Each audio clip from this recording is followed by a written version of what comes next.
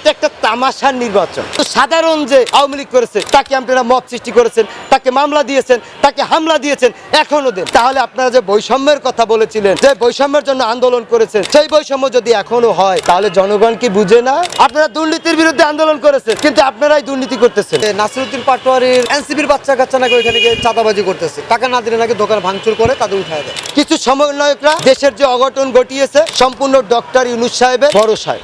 তারা বর্তমানে যে নির্বাচন দিচ্ছে, আমি মনে করি এই নির্বাচন সুষ্ঠু করতে পারবে না। কারণ এই নির্বাচন যেমন বিএনপি একটা বড় দল, আওয়ামী লীগ একটা বড় দল, জাতীয় পার্টি, জামাত, এরা কিন্তু সবাই বড় দল। তাহলে আপনি যদি একটা পক্ষকে বাহিরে রেখে নির্বাচন দেন, এটা কি জনগণ মেনে নিবে? কারণ আওয়ামী লীগের কিন্তু এখনও বিশাল একটা ভোট ব্যাংক রয়েছে। কারণ আপনারা দেখেন জামাত তারা বলে এখন আওয়ামী লীগ আমার ভাই, কারণ তাদের ভোটের আশায়।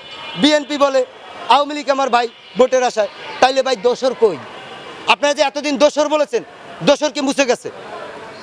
খালি ভোটের আশায় আপনারা এখন ভাই, এখন কাঁধে কাঁধ মিলিয়ে চলতে চান। তাহলে 5ই আগস্টের পরে আপনারা তাদেরকে ক্ষমা করে দিয়ে কাঁধে কাঁধ মিলিয়ে সাধারণ যারা আওয়ামী লীগ করেছে তাদেরকে ক্ষমা করে দিয়ে কাঁধে কাঁধ মিলিয়ে আপনাদের পাশে রেখে সুন্দর একটা দেশ গড়ার প্রত্যয় করতেন।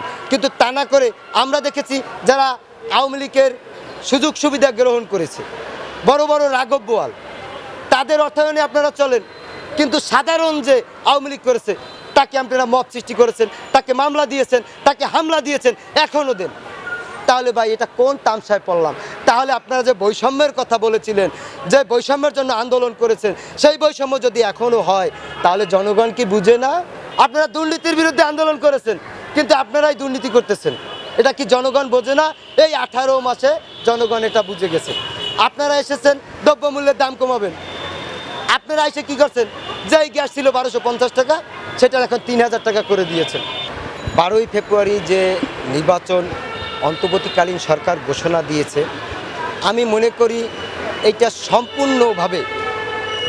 সম্পূর্ণভাবে একপাক্ষিক নির্বাচন। কারণ আমরা দেখেছি একটা হ্যাঁ ভোট না ভোট করা হয়েছে। হ্যাঁ ভোটেরও যেমন অধিকার, না ভোটেরও তেমন অধিকার। কারণ দুইটা অপশন, যেমন দুইটা প্রার্থী যদি হয়, আপনি একটা প্রার্থীকে যদি প্রচারণা চালাতে দেন, আর একটা প্রার্থীকে যদি প্রচারণা না করতে দেন, তাদেরকে যদি হুমকি দামকি দেন যে তুমি যদি প্রচারণা চালাও তোমার জেল হবে, তোমার হাড্ডিগুড্ডি ভাঙ্গা হবে, তাইলে কি ভাই এটা গণতান্ত্রিক? যখন আপনি দুইটা অপশন দিয়েছেন, অধিকার তো দুইজনের আছে, কিন্তু আপনি একপাক্ষিকভাবে হায়ের পক্ষে প্রচারণা চালাবেন, নায়ের কোনো খবর নাই, তাইলে এইটা কি? এটা একটা তামাশার নির্বাচন আর হ্যাভোট এটা হচ্ছে একসাথে করা যায় না। কারণ না ভোট হ্যাভোট দিতে হলে দেশের সমপরিমাণ অর্থ থাকা লাগে। আপনি ঋণের বোঝা মাথায় নিয়ে আপনি কি করে হ্যাভোট না ভোট দেন? আপনার দেশে কি আছে? আপনারাই বলেছেন যে দেশ এখন ঋণে আছে, অর্থ সংকটে আছে, তাহলে আপনি কি করে হ্যাভোট না ভোট দেন? আপনি দেখেন বড় বড় উন্নত রাষ্ট্রে তারাও হ্যাভোট না ভোট দেওয়ার সাহস পায় না, কিন্তু আপনি মধ্যম আয়ের দেশ, ঋণের বোঝা মাথায় নিয়ে আপনি কেমনে কোন আইনের বলে হ্যাভোট না ভোট দেন? তাহলে আপনারা হ্যাভোট দিতেছেন ক্ষমতায় থাকার জন্য, আপনাদের যে দুর্নীতি সেটাকে হাসিল করার জন্য। কারণ আমরা দেখেছি অন্তর্বর্তীকালীন সরকারের যে বিগত দিনে গ্রামীণ ব্যাংকের 666 কোটি টাকা জনগণের যে কর, জনগণের টাকা দেওয়া হয় নাই, তার জন্য শেখ হাসিনা একটা মামলা করেছিল। উনি ক্ষমতায় বসার পরে সেটাকে মৌকুব করে নিয়েছে, তার মামলাগুলো তুলে নিয়েছে।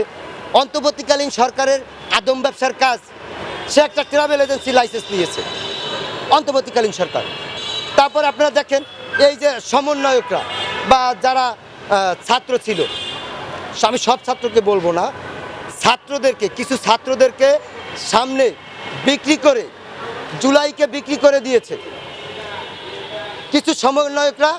এই দেশের যে অঘটন ঘটিয়েছে সম্পূর্ণ ডক্টর ইউনূস সাহেবের ভরসায়। নাসিরউদ্দিন পাটোয়ারির সেদিন একটা কথা শুনলাম, মির্জা আব্বাস সাহেবকে বলছে যে গ্যাংস্টার, সে সন্ত্রাস। তো এই সন্ত্রাসী আবার চাঁদাবাজির টাকা যদি আব্বাস সাহেব নিয়ে থাকে, তাহলে কি নাসিরউদ্দিন পাটোয়ারিকে ভাগ দেয় না? এই কারণে কি নাসিরউদ্দিন পাটোয়ারি এমন করতেছে? নাকি নাসিরুদ্দিন পাটোয়ারি চাচ্ছে যে মির্জা আব্বাসকে সরিয়ে সে যেন এখানে একটা গ্যাংস্টার তৈরি করতে পারে আর নতুনভাবে চাঁদাবাজির একটা পরিকল্পনা সে বিছায় নিতে পারে? কেন বলতেছি, প্রত্যেকটা দোকানে আমি সেদিন একটা কথা শুনলাম যে নাসিরুদ্দিন পাটোয়ারির যে দলের এনসিপি আছে, এনসিপির বাচ্চা কাচ্চা নাকি ওইখানে গিয়ে চাঁদাবাজি করতেছে, টাকা না দিলে নাকি দোকান ভাঙচুর করে তাদের উঠায় দেয়। তো মির্জা আব্বাস এখানের একটা স্থানীয় লোক। যদি মির্জা আব্বাস এই 5 বছর, আগামী 5 বছর কোনো সমস্যা করে বা কথা দিয়ে কথা না রাখে, তাকে ধরার মতো তার বাড়ি আছে, তার পৈতৃক সম্পত্তি আছে।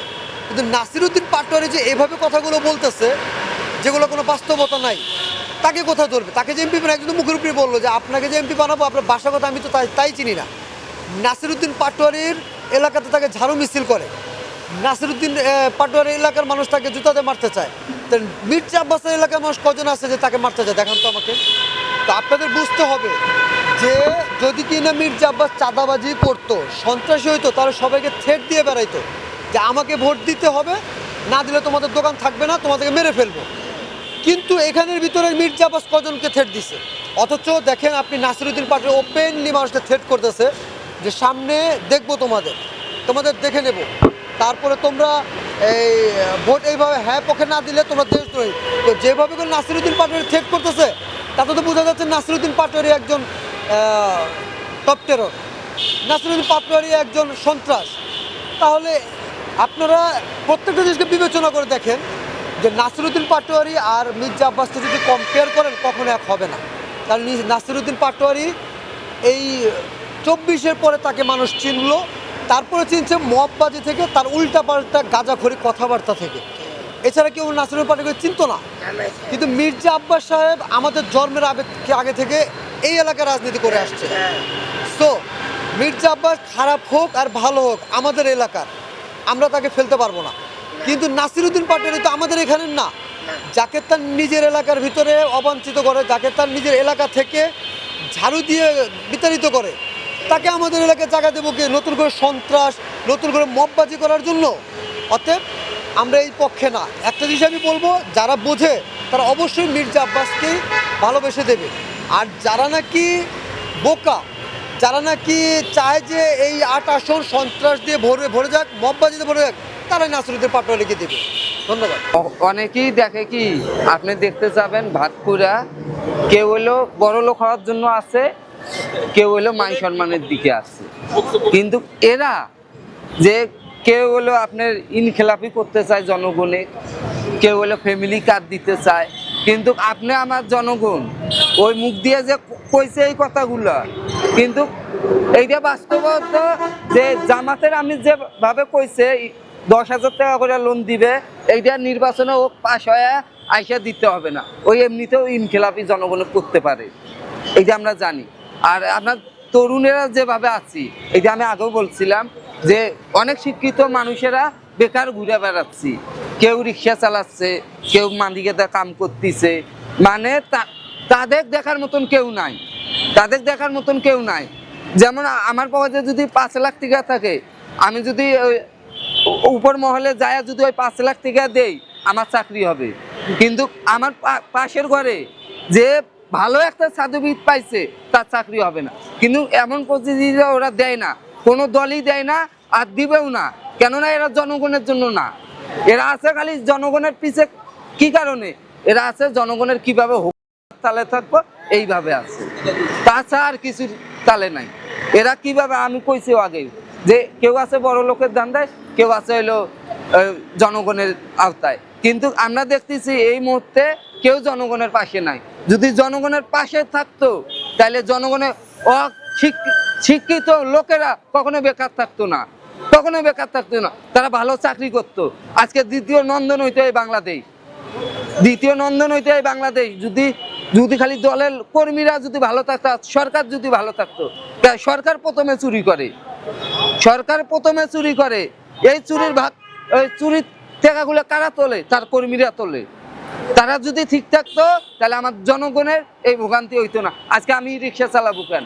আমি 10 পাস করছে, আমি 9 রিক্সা চালালাম। একজন আই পাস করছে, ওই পকেটে হাত দিয়ে চাকরির জন্য হলো গেটের সামনে যা বইয়া থাকে, কয় দূরে যাও।